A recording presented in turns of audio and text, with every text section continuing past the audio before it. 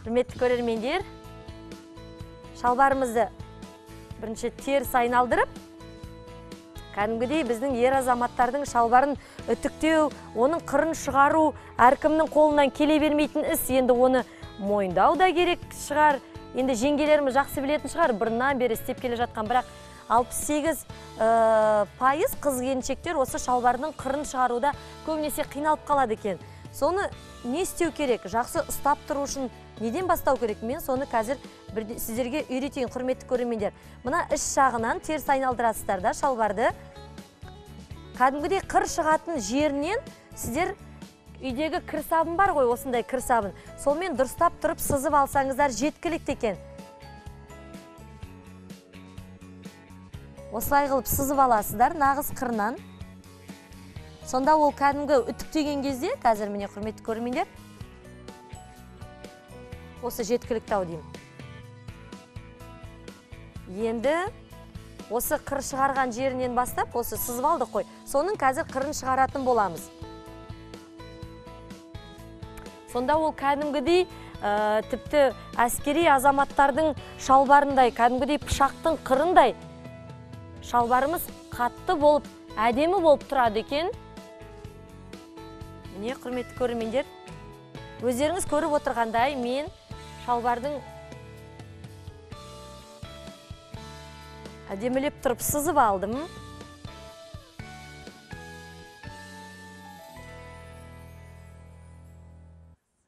Кішкене оны қазір дымқылдап сулатып алайын. Енді, құрметті көрермендер, біз тікелей эфирдеміз. Біздің телефон номеріміз 55-37-76 номері. Егерде сіздерде өз тәсіліңіз болса, осы қыр шығару туралы хабарласып айтсаңыздар болады.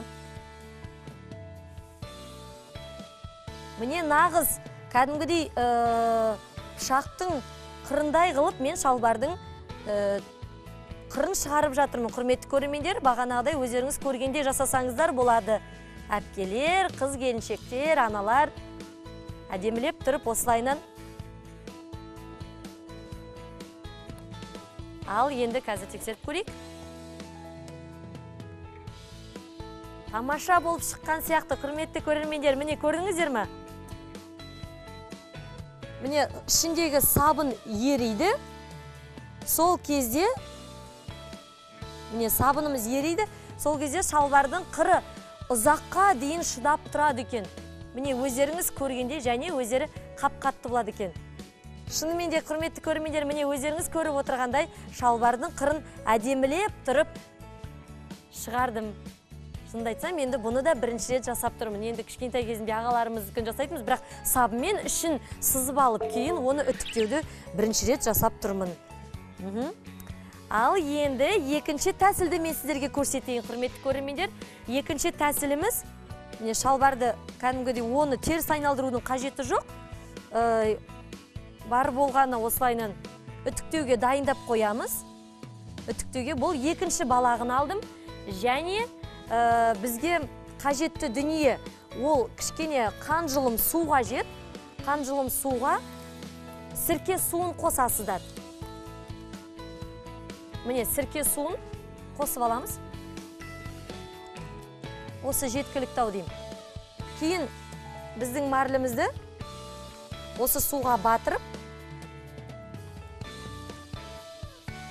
суға батырсаңыз, кәдімгідей шалбарыңыздың қыры бағанағыдай көрсеткендей әдемі болып тұрады екен. Міне қазір енді осы екінші тәсілімізді көрейік. Құрметті көрермендер, сіздер де өздеріңіздің кеңесіңізді айтсаңыздар болады. Қалай ағаларымыздың үйдің отағасының шалбарын қалай үтіктеп жүрсіздер, қандай тәсілдерді қолданып жүрсіздер, ойларыңызбен бөліссеңіздер болады. Ал мен екінші тәсілге көшіп жатқан жайым бар. Сірке суы бұл жаңағы қырының, шалбардың матасының қатты болуына көмектеседі.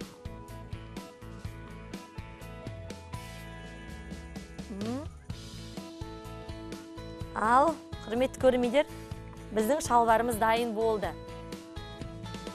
Тамаша, міне, құрметті көрермендер, мен мынау сірке суымен де алғаш рет үтіктеп жатқан жайым бар. Әдетте біз кәдімгідей марилін сулап алып үтіктейтінбіз. Міне өздеріңіз көргендей, біздің шалбарымыз тамаша болып жайына келді. Сірке суы, шынымен де құрметті көрермендер, қатайып, біздің шалбарымыз қыры тамаша болып көрінген сияқты. Үйде сіздер де соны пайдаланып көрсеңіздер болады.